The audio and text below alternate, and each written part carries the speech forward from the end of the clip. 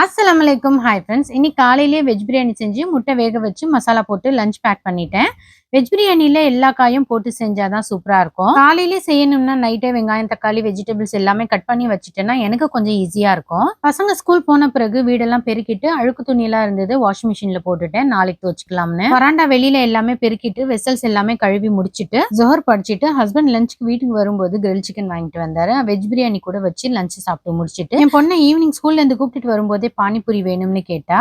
அதுக்கு நான் 4 உருளைக்கிழங்கு வேக வச்சுட்டேன். ஒரு மிக்ஸி ஜார்ல புதினா, கொத்தமல்லி, 3 பச்சை மிளகாய், ஒரு துண்டு இஞ்சி போட்டு மிக்ஸியில அரைச்சிட்டு வடிகட்டிக்குங்க. 2 கிளாஸ் தண்ணி போட்டு ஒரு பெரிய லெமன் பிழிஞ்சிட்டு தேவையான அளவு உப்பு போட்டு மிக்ஸ் பண்ணி வச்சுக்கோங்க. வேக வச்ச உருளைக்கிழங்குல 1/2 ஸ்பூன் மிளகாய் தூள், சாட் மசாலா 1 ஸ்பூன், உப்பு போட்டு மிக்ஸ் பண்ணி வச்சுக்கோங்க. நான் பூரியை ரெடிமேடா வாங்கி எண்ணெயில ஃப்ரை பண்ணி வச்சுட்டேன். வெங்காயம் பொடிசா கட் பண்ணிட்டு பூரியில உருளைக்கிழங்கு வெங்காயம் போட்டு புதினா தண்ணியோட சாப்பிட்டீங்கன்னா டேஸ்ட் வேற லெவலா இருக்கும். ட்ரை பண்ணி பாருங்க.